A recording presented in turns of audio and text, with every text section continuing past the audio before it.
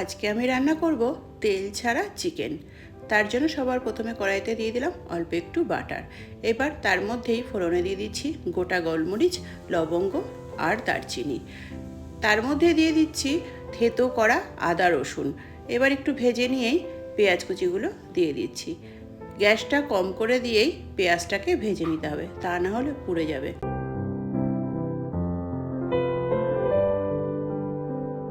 তো পেঁয়াজটা ভাজা হয়ে গেছে, এখন আমি এর মধ্যে দিয়ে দিচ্ছি চিকেনটা কিন্তু লবণ হলুদ কিছু দিয়েই আমি ম্যারিনেট করে রাখিনি আগের থেকে।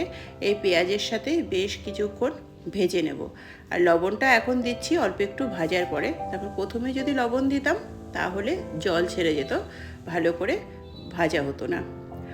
এইবার হলুদ গুঁড়ো লঙ্কার গুঁড়ো দিয়ে ভালো করে কষিয়ে নিচ্ছি। এখন দিয়ে দিচ্ছি থেতো করে রাখা কাঁচা লঙ্কা। এবার খুব ভালো করে কষিয়ে নিচ্ছি। আর গ্যাসটা সবসময় বলছি কম ফ্লেমেই রাখতে হবে, তা নাহলে পুড়ে যাবে, যেহেতু তেল দেওয়া নেই। আর এর মধ্যে দিয়ে দিলাম 1 বাটি টক দই। এবার এই টক দইটা দিয়েও আরও ভালো করে কষিয়ে নেব। এখন দিয়ে দিচ্ছি কয়েকটা টমেটো টুকরো আর আলু। এইবার ভালো করে আলু টমেটোটাকেও দিয়ে কষিয়ে নিচ্ছি। এবার একে একে এর মধ্যে আমি দিয়ে দেবো বেশ কিছু সবজি। প্রথমে দিয়ে দিলাম পেঁপে, গাজর। এই পেঁপে আর গাজরটাকেও খুব ভালো করে কষিয়ে নিচ্ছি মাংসের সাথে। এইবার এর মধ্যে দিয়ে দিচ্ছি গরম জল। এখানে কিন্তু ঠান্ডা জল দিলে এই মাংসটা খেতে একদম ভালো লাগবে না, তাই গরম জলটাই দিতে হবে। আর এর মধ্যে দিচ্ছি ক্যাপসিকাম আর বিনস।